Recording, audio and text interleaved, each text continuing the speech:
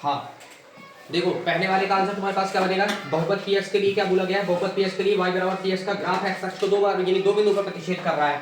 मतलब ये तुम्हारे पास ग्राफ कोई ग्राफ है वो क्या कर रहा है, एक्स अक्ष को कितने बार प्रतिच्छेद कर रहा है, दो बार। तो शून्यकों की संख्या कितनी होगी, दो। जितने बार प्रतिच्छेद करता है उतनी ही शून्यकों की संख्या होती है। ठीक है, अब देखिए एक चीज तुम्हारे पास सेकंड नंबर दूसरे नंबर की अगर हम बात करते हैं, दूसरे नंबर में क्या बोला है, रैखिक समीकरण युग्म है a1x + b1y + c1 = 0 और a2x + b2y + c2 = क्या है, 0।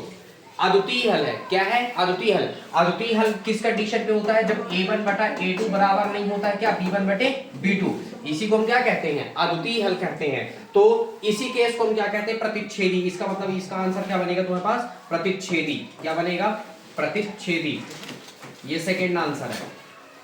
अगर आप लोग अच्छे से पढ़े होंगे तो इसका साफ मतलब है कि थोड़ी समझने का अगर प्रयास किए तो 100% बन जाएगा। तीसरे नंबर में बोला गया था कि व्यापक पद का बोला, देखो क्या बोला, समांतर श्रेणी a + d a + 2d a + 3d का व्यापक पद क्या होगा, मतलब कि nवां पद क्या होगा, तो ये बनता है nवां पद की अगर हम बात कर रहे हैं तो ये होगा a + n - 1 * d। ये इसका क्या बनेगा, फाइनल आंसर बनेगा। अच्छा चौथा नंबर तुम्हारे पास क्या कहलाया, त्रिभुज एबीसी में क्या बोला गया है, त्रिभुज एबीसी में क्या बोला है, डीई समांतर है एबी के। ये ऐसे हल होगा, ध्यान से देखना थोड़ी सी इधर, इसको ध्यान से देखो कैसे हल होगा। ये हमारे पास क्या है, एक त्रिभुज है, ये देखिए ये त्रिभुज है। अच्छा इस त्रिभुज का नाम हम क्या देते हैं, इसको थोड़ी सी सॉल्व कर रहा हूं मैं, ठीक है, ध्यान से देखना। ये पता है थेल्स प्रमेय से सॉल्व होता है, किससे सॉल्व होगा, थेल्स प्रमेय से। इसमें हम नाम देंगे इसको A, इसको नाम देंगे B, इसको नाम देंगे C और इसको नाम देंगे हम क्या D और इसको नाम हम क्या देंगे E। ठीक है, अच्छा कंडीशन क्या अप्लाई करके रखा है, कंडीशन अप्लाई करके रखा है कि CD का देखो DE जो है वो AB के समांतर है। ये वाली जो रेखा है वो इस वाली भुजा के क्या है, समांतर है। पहला केस तो ये बताया है, साथ में बताया है कि CD का मान 4 है, मतलब C से लेकर D का मान कितना है, 4 है। शो करते जाओ यहाँ पे 4 सेंटीमीटर। EC का मान खुद बताया कितना है, 5 है। उसके बाद बोला है कि B से E का मान कितना है, 7 है। ठीक है, अब उसके बाद अगर वो 7 कह रहा है, नेक्स्ट केस में तुम्हारे पास क्या बोला गया है, डीए का मान बोला है इसका मान बताओ, जिसको हम थोड़ी देर के लिए क्या मान लिए, x। याद करो थेल्स प्रमेय, थेल्स प्रमेय क्या कहता है, यदि किसी त्रिभुज में किसी भुजा के समांतर एक सरल रेखा खींच दी जाती है तो वो शेष दो भुजाओं को क्या करती है, समान अनुपात में विभक्त करती। कहने का मतलब ये है कि 4/x बराबर कितना होगा, 5/7। दिमाग लगाइए, गुणा करते हैं, इसका गुणा इससे, इसका गुणा इससे, कितना हो जाएगा, 4 × 7 = 28 और इधर कितना हो जाएगा 5x। कुल मिला के कितना हुआ, x का मान कितना हुआ 28 और बटे कितना हुआ 5। और जब हम 5 से डिवाइड करेंगे कितना हो जाएगा 5 × 25 और 3 मतलब 5.6 सेंटीमीटर। कितना आंसर आना चाहिए, मतलब इसका आंसर आएगा 5.6 सेंटीमीटर। ये इसका फाइनल आंसर बनेगा। ठीक, नेक्स्ट केस हम बात करते हैं, ध्यान से देखिएगा। अच्छा ये तो खुद ही बताया है क्या कि बिंदु P x y की मूल बिंदु से दूरी। तो मूल बिंदु से दूरी बेटा इसको मैंने बताया भी था, चैप्टर 7 का सबसे पीछे सारांश में दिया गया है। तो मूल बिंदु से दूरी, ये नॉर्मल सी बात है कि क्या निकलेगा, x² प्लस क्या निकलेगा, y² निकलेगा। ये तो सिंपल सी बात है। अच्छा साइन बराबर, ये तुम्हारे पास पता है 8.2, ध्यान से सुनना मैं क्या कह रहा हूँ। चैप्टर 8 में 8.2 का क्वेश्चन नंबर शायद कोई विकल्प का है, तीसरा विकल्प शायद, शुरुआत में जो विकल्प रखे उसका तीसरा विकल्प है। देखो यहाँ पे क्या लिखा हुआ है, इधर लिखा हुआ है sin 2a और इधर क्या लिखा हुआ है 2 sin a। कह रहा है कि a का मान क्या होगा, a का मान पूछ रहा है। रियल में a का मान का मतलब समझ रहे हो कि हमारे पास जो 4 विकल्प दिए ना, ऑप्शंस में जो 4 रखे हैं, अगर हम चारों विकल्प को रखें तो दोनों तरफ का मान क्या आ जाए, बराबर आ जाए। तो 0 डिग्री ही एक ऐसा, अगर मैं a बराबर जो 4 ऑप्शन में 0 डिग्री अगर रख रहा हूं तो देखो दिमाग लगाओ, sin 2 × कितना हुआ 0, यहाँ 2 और ये कितना हुआ sin और कितना हो जाएगा तुम्हारे पास 0। अब देखो ये क्या कहलाया, sin 0 डिग्री कहलाया और ये हुआ 2 और ये इधर क्या हुआ sin 0 डिग्री। sin 0 का मान होता है 0, इधर 2 × 0, इसका मतलब कितना हुआ 0 बराबर 0। मतलब एक यही ऐसा मान है जो क्या है, परिभाषित है। इसका मतलब इसका आंसर क्या हो जाएगा तुम्हारे पास 0 डिग्री निकलेगा। कितना निकलेगा 0 डिग्री। ठीक है, क्योंकि इसके अतिरिक्त कोई ऑप्शन बनेगा भी नहीं, क्योंकि बाकी अगर तुम मान रखोगे ना तो दोनों तरफ के मान बराबर हो ही नहीं सकते। रख के तुम चेक कर सकते हो, अगर करना होगा तो रख के चेक कर लेना। ठीक है, ये था इसका सॉल्व। नेक्स्ट हम बात करते हैं, इसको मैं यहां शिफ्ट कर देता हूं, ये ठीक, ये इसके फाइनल आंसर है। हाँ अब हम बात करते हैं क्वेश्चन नंबर सेकंड की। क्वेश्चन नंबर कौन से, सेकंड की बात कर रहे हैं। सेकंड नंबर में क्या आया है ये भी देख लेते हैं। क्या बोला है, दो समान कोणिक यानी दो समकोणिक त्रिभुजों में संगत भुजाएं, उनकी संगत भुजाओं का अनुपात सदैव होता है तो समानुपाती होता है। ये आप बता सकते हो क्या होता है, समानुपाती। ठीक है, संगत भुजाएं हमेशा क्या होती हैं, समानुपाती होती हैं। संगत भुजाएं क्या होती हैं, हमेशा समानुपाती। याद करिए, वृत्त को दो बिंदुओं पर प्रतिच्छेद करने वाली जो रेखा है ना, ये वृत्त को दो बिंदु पर प्रतिच्छेद करने वाली रेखा को, इस रेखा को क्या कहते हैं, प्रतिच्छेदी रेखा कह सकते हो, या इसे हम सीधे सीधे कहेंगे छेदक रेखा, ठीक ना। समान भाषा में इसको हम क्या कह सकते हैं, सीधे गणित भाषा में क्या कहेंगे, छेदक रेखा। क्या कहेंगे, छेदक रेखा। ये कहां से आया है, चैप्टर 10 का है, ठीक है। कहां से, चैप्टर 10 का विकल्प है, सॉरी खाली स्थान है। तो आप लिखते समय एक चीज का ध्यान रखना था, क्या ध्यान रखना था कि इसे हम बल्कि नीचे अंडरलाइन जरूर करें। ये हमारे पास क्या है, क्वेश्चन नंबर 2, क्वेश्चन नंबर 2 का आंसर है ये, ठीक है। तो हालांकि तुमको क्या लिखना था, ऐसे लिखना था ना सीधे, हल क्रमांक, क्या लिखना था, हल क्रमांक, और ये क्या हुआ तुम्हारे पास 2, ये हो गया, ठीक है। अच्छा, तीसरे नंबर में बात करते हैं, हल नहीं, क्या बोला, यदि किसी द्विघात समीकरण में द्विविक्तकर का मान शून्य है, द्विविक्तकर का मान का शून्य का मतलब ये है d बराबर ये, तो क्या निकाल गया आपके पास, 0। तो मैंने क्या बताया था कि मूल क्या होते हैं, वास्तविक और क्या होते हैं, समान होते हैं। तो मतलब तीसरे नंबर में क्या भरना था, वास्तविक लिख दिया है, समान तुमको लिख देना था, समान भरना था यहाँ पे, और कुछ नहीं भरना था। चौथे नंबर की अगर हम बात करते हैं, क्या दिया गया है, -5, देख लीजिए क्या दिया है, -5, -1 और 3 और 7। बोला है सार्वांतर बताइए, सार्वांतर मतलब हो गया तुम्हारे पास क्या, पद का अंतर बताना है।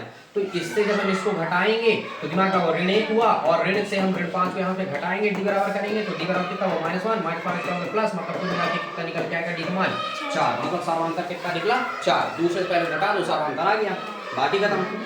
अच्छा, एक और क्या बोला था, मध्य बिंदु ज्ञात करना है। क्या बोल रहा है तुम्हारे पास, बिंदु, गेट अच्छे बंद करो।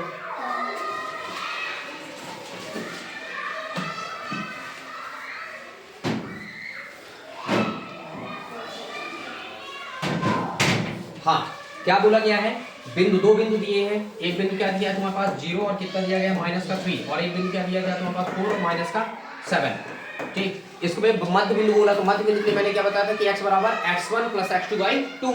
तो एक काम करिए ना, ऐसा मैंने इसलिए लिखा कि x बराबर कितना हो जाएगा, 0 में 4 जोड़ो तो 4, और 4 का आधा कितना हो गया, 2, और ये कितना, 7 3 10, 10 का आधा कितना हुआ, 5। मतलब हमारे पास इसका जो निर्देशांक बनेगा वो बनेगा, पता है, 2 और -5।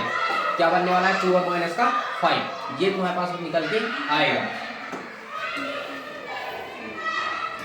नेक्स्ट केस में अगर हम बात करें, तो नेक्स्ट केस में क्या बोला गया, देखी गई वस्तु का, ठीक है, देखो ये विकल्प आ गया ना, देखी गई वस्तु का खाली स्थान कोण दृश्य रेखा और क्षैतिज रेखा से बना कोण होता है, जबकि यह वस्तु क्षैतिज सतह से ऊपर, मतलब जब हम ऊपर की ओर देखते हैं तो कौन सा कोण बनता है, उन्नयन कोण।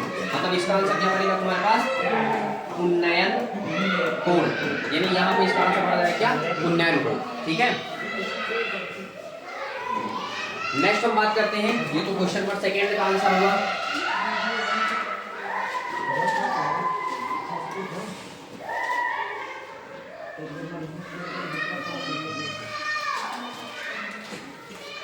तीसरी बात करें, सत्य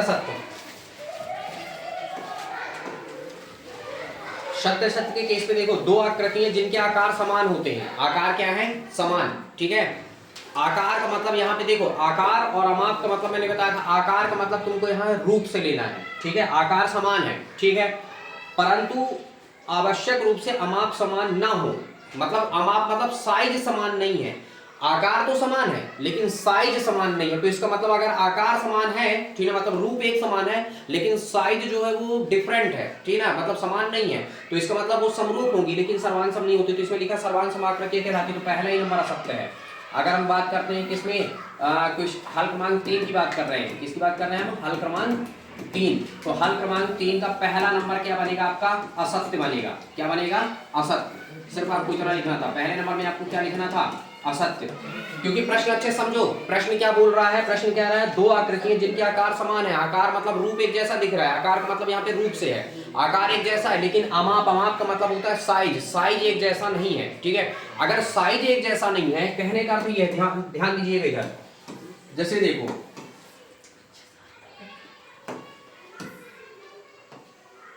ये, इन दोनों को देखो, ये दोनों आकृतियां के आकार समान है, सेम आकार के हैं, ठीक है। आकार मतलब रूप से है, यहाँ पे दोनों के रूप बिल्कुल क्या है, एक समान है, लेकिन खुद बताया कि इसके अमाप समान ना हो, मतलब अमाप क्या है, डिफरेंट है, ठीक है, साइज इनका क्या है, डिफरेंट है। इसका मतलब ये आकृतियां सिर्फ समरूप है, सर्वान सम नहीं है, ठीक है। इसलिए पहला नंबर क्या हो गया, असत्य हो गया, मतलब पहला नंबर तुम्हारे पास क्या है, असत्य है।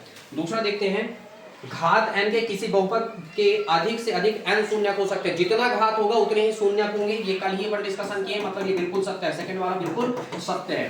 थर्ड केस की बात करते हैं, वृत्त की किसी बिंदु पर स्पर्श रेखा स्पर्श बिंदु से जाने वाली त्रिज्या के समांतर होती है, नहीं लंबवत होती है। मतलब तीसरा नंबर क्या है, असत्य है। ये तीसरा नंबर भी क्या है, असत्य, ये असत्य हुआ। चौथे नंबर की अगर बात करते हैं 5 - 5 5 - 5, ये समांतर श्रेणी में है, नहीं है, ये समांतर श्रेणी में हो ही नहीं सकता क्योंकि इसका सर्वांतर समान नहीं निकलेगा। ठीक, अब क्या बोला गया है तुम्हारे पास, अगर हम नेक्स्ट बात करते हैं क्वेश्चन नंबर 5 की बात हम करते हैं, ठीक है। क्या बोला गया, a बराबर 0 पर कॉट a परिभाषित नहीं है। कॉट 0 का मान क्या होता है, कॉट 0 का मान इनफिनिट होता है, मतलब बिल्कुल सत्य है। चौथा वाला नंबर क्या हो जाएगा, सत्य। परिभाषित नहीं का मतलब यही होता है कि ये क्या है, कुल मिलाकर के इनफिनिट में जा रहा है, ठीक है। दृष्टि रेखा प्रेक्षक की आंख से प्रेक्षक द्वारा देखी गई वस्तु के बिंदु को मिलाने वाली रेखा होती है, बिल्कुल सही है, ठीक है। देखो दृष्टि रेखा जो होती है वो क्या होती है, प्रेक्षक की आंख से, प्रेक्षक मतलब व्यक्ति की आंख से, ठीक है, देखी गई वस्तु के बिंदु को, जब हम किसी वस्तु को देख रहे हैं उसके बिंदु को मिलाने वाली रेखा होती है, तो बिल्कुल सही है। छठवां नंबर तुम्हारे पास क्या बनेगा, इसका सत्य बनेगा। मतलब इसमें पता है पहला, तीसरा और चौथा नंबर क्या है तुम्हारे पास, असत्य है, बाकी सब क्या है आपके पास, सत्य है। ये आपका तीसरा नंबर हुआ, ठीक है। अब हम चलते क्वेश्चन नंबर 4 में। अच्छा सही थोड़ी है, कोई दिक्कत नहीं, ध्यान से देखिए, ठीक। इसे फिर आप देख लीजिएगा, लिख लीजिएगा, ठीक है। हम हल क्रमांक 4 की बात कर रहे हैं, हल क्रमांक 4, ठीक। अगर हम हल क्रमांक 4 की बात कर रहे हैं तो देखो पहले नंबर में एक तरफ है पहला, दूसरा, तीसरा, चौथा, पांचवा और ये छठवां। हालांकि एक तरफ का आपको पूरा लिख लेना होता है, ठीक है। तो आप एक तरफ का पूरा लिखने के पश्चात मैं यहाँ पे सीधे ऐसे तीर का निशान लगा देता हूँ, ठीक है, ताकि आपको पता रहे। अच्छा पहले नंबर में बोला है 108। 108 को हम क्या कर सकते हैं, तो 108 को हम अभाज्य गुणनखंड के रूप में लिखेंगे, तो 2 के घाते 2 गुणे 2, 3 के घाते 2 लिखेंगे, 2 के घाते 2 और गुणे 3 के घाते 3। क्यों ऐसा लिखेंगे, क्योंकि देखो 3 त्रिकाई 9 त्रिक 27, 27 में जब हम 4 को गुणा करेंगे तो कितना हो जाएगा, 27 4 को 108 हो जाएगा। पहला इसका आंसर यही होगा, ठीक। अच्छा बोला है एक्स स्क्वायर, अब देखो मैं थोड़ी सा सॉल्व करके दिखा देता हूँ तो ज्यादा अच्छा रहेगा। देखो सेकंड नंबर में बोला है कि x स्क्वायर माइनस 3 के शून्यकों का गुणनफल, जैसे तुम्हारे पास x स्क्वायर माइनस 3 दिया है, हम थोड़ी देर के लिए मान लेते हैं कि ये किसके बराबर है, 0 के बराबर है। किसके बराबर है, 0। तो यहाँ से x स्क्वायर बराबर कितना हो जाएगा, 3 का हजार क्या हो जाएगा, धन का 3। और जब हम यहाँ से वर्ग हटाएंगे तो प्लस माइनस क्या लग जाएगा, रूट लग जाएगा। कहने का क्या मतलब है कि एक बार माइनस का रूट 3 और एक को रूट 3 है। अब दोनों का गुणनफल अगर हम कर रहे हैं तो रूट 3 से रूट 3 का अगर हम मल्टीप्लाई करेंगे तो कितना आ जाएगा, 3 माइनस का आएगा। माइनस अगर हम यहाँ पे गुणनफल की बात करें, गुणनफल, तो देखो रूट 3 से रूट 3 का गुणा करें तो कितना हो जाएगा, 3 का 9, 9 किसका बन जाएगा, 3 का, मतलब माइनस का रूट 3, मतलब माइनस का 3 आएगा। मतलब इसका आंसर क्या आएगा, माइनस का 3। सेकंड वाला, दूसरे वाले में बोला है शून्यकों का योगफल, कल ही डिस्कशन कर रहे थे, शून्यकों का योगफल पूछा। देखिए क्या दिया है, माइनस का 5x का स्क्वायर है, प्लस का 15x है और प्लस का 2 है। अच्छा अगर हम इसको कंपेयर करते हैं तो b का मान हमारे पास कितना निकल रहा है, 15, और a का मान हमारे पास कितना निकला, पहले चाहे तो तुम क्रम से निकलो, इससे कोई फर्क नहीं पड़ता। a बराबर कितना हुआ, ऋण का 5, b बराबर 15 और c बराबर कितना हुआ तुम्हारे पास 2। अब बोला है क्या बोला है, शून्यकों का योगफल, तो शून्यकों का योगफल क्या सूत्र क्या होता है, अल्फा प्लस बीटा बराबर क्या होता है, माइनस का b बटा a। बेटा माइनस और b का मान कितना है 15 और a का मान कितना है ऋण का 5। तो देखो ऋण से ऋण कैंसिल हो जाएगा, 5 से 15, मतलब इसका आंसर केवल कितना निकल के आएगा, 3। ठीक। सेकंड वाले में मूल बिंदु के निर्देशांक, ये तो आपको रटा रटाया है, क्या होता है 0 0 होता है, तो कोई भी जान सकता है। मूल बिंदु के निर्देशांक 0 0, cot 45 और cot 45, सॉरी tan 45 और cot 45। cot 45 का मान कितना होता है बेटा, cot 45 का मान होता है 1 और साथ में tan 45 का मान भी 1 होता है, और 1 1 जोड़ देंगे तो कितना आ जाएगा 2। ये भी तो नॉर्मल सी बात है, आप ऐसे लिख सकते हैं। अच्छा sec square theta minus tan square theta का मान कितना होता है 1, ये आपके पास सही बनेगा। sec square theta minus tan square theta का मान कितना बन गया 1। ये आपके बिल्कुल राइट आंसर है, ठीक है। कहीं पे भी रत्ती भर भी कोई फर्क नहीं है, कोई दिक्कत नहीं। ठीक, अब हम बात करेंगे इसके बारे में, हल क्रमांक 5 के बारे में। ठीक, 5 में ऐसा क्या आया था, इसको देख लेते हैं। क्या बोला गया है, समांतर श्रेणी में, एक समांतर श्रेणी 10 पदों का योग कितना होगा, मतलब योगफल पूछ रहा है, ठीक है। क्या पूछ रहा है, योगफल। देखो पहले नंबर में अगर हम बात करते हैं तो योगफल सिर्फ आपको आंसर लिखना होगा, कुछ तो करना नहीं है। इसका मतलब क्या हुआ, समांतर श्रेणी एक सीरीज दिया गया है, चलो मैं यहाँ पे लिखता हूँ, ध्यान से देखना। सीरीज है कि क्या आपके पास, अगर बात कर रहे हैं 5 है, 3 है, 1 है, ऐसे करते करते हम जाते जाए तो 10 पदों का योगफल कितना होगा। तो याद करिए 10 पदों की बात कर रहा, मतलब n का मान कितना बता दिया है, n का मान कितना बताया 10। बात समझना, याद करो सूत्र होता है Sn बराबर क्या होता है n/2, और क्या होता है 2a प्लस का n - 1 × d, याद आया बेटा। अब बताओ 10 पदों को बोला तो एक्सटेंड कर देंगे तो दिमाग लगाओ, 10 में 2 करेंगे तो कितना हो 10 बटा कितना हुआ 2, और यहाँ से कितना हो 2 गुणे ए का मान, ये तो पहला वाला पद ही कहलाता, तो पहले पद को हम प्रथम पद कहते हैं, तो ए का मान हमारे पास कितना बेटा 5 है। 10 में से देखो 10 में से 1 चला जाएगा कितना बचेगा 9, क्योंकि n का मान 10 रखें तो 1 घट जाएगा 9। अच्छा सर्वांतर कितना है, इससे जब हम इसको घटाएंगे ना तो कितना आएगा ऋण का 2 आएगा, क्योंकि जब हम 3 में से 5 दूसरे से पहले को घटाते हैं ना तो यहाँ पे कितना आ जाएगा माइनस का 2 आएगा, तो दिमाग लगाइए यहाँ पे कितना बचा 5, ये कितना हुआ 5 दूनी 10, और ये कितना हुआ 9 दूनी कितना हुआ ऋण का 18। ठीक, अब दिमाग लगाइए आप, अगर 9 दूनी 18 यहाँ पे हुआ, ये देखिए ये एक्सटेंड चल रहा है, ये कितना हुआ 5, ऋण 18 में से धन काट जाए तो ऋण का कितना बचेगा, ऋण का 8, 8 पंचे 40, मतलब इसका फाइनल आंसर आने वाला बेटा ऋण का 40। ठीक, पहला आंसर बनेगा क्वेश्चन नंबर 5 का माइनस का 40, ये बनेगा क्वेश्चन नंबर 5 का फर्स्ट। अब देखो एक चीज और बोल दिया, बिंदु ए और बिंदु बी को जोड़ने वाली जो रेखाखंड है 2:7 के अनुपात में विभाजित करती है, तो x का मान बताना, मतलब बोला है ना कि x निर्देशांक क्या होगा, मतलब x का मान क्या होगा, याद करो ध्यान से समझना। देखो एक रेखाखंड ए है, ये क्या है बी है, बढ़िया बना देते हैं, यहाँ पे माइनस का 6 है 10 है, इसे हम कितना रखे 3 और ऋण का 8। अब देखो यहाँ पे हमारे पास एक बिंदु मान लेते हैं कि कोई होगा x और y नामक बिंदु यहाँ पे होगा, ये दो अनुपात किसमें डिवाइड हो रहा है 7 में। याद करो पहला दूसरा बताया था ना, सिर्फ x का मान आपको बताना है, x निर्देशांक मतलब सिर्फ x का मान बताना, तो x का मान क्या निकलेगा याद करिए, ये m1 m2 काम करता हो तो इसका गुणा हम किससे करेंगे, इससे करते हैं, याद है, तो 3 गुणे कितना हो गया 6, और 7 का गुणा इससे करेंगे तो ऋण का 7 छंग कितना हुआ 42, और नीचे कितना हो जाएगा 7 और 2 9, बेटा इसको हल करो 42 में से 6 जाएगा कितना बचेगा ऋण का 36, और बटे कितना हुआ 9, डिवाइड करेंगे 9 चौको 36, मतलब इसका आंसर मात्र ऋण का 4 आएगा। ये समझ गए, माइनस का 4 निकल के आएगा। ठीक, ये इसका आपका क्या कहलाया आंसर कहलाया। अच्छा नेक्स्ट आपके पास क्या है क्वेश्चन, क्या बोल रहा है, क्या सभी आयत समरूप होते हैं, नहीं सभी आयत समरूप नहीं होते हैं, कल ये भी इसके बारे में डिस्कशन हुआ था, सभी आयत समरूप नहीं होते हैं। ठीक, तो ये तुम्हारे पास क्या हो जाएगा, सिर्फ इसका आंसर क्या लिखना था नहीं।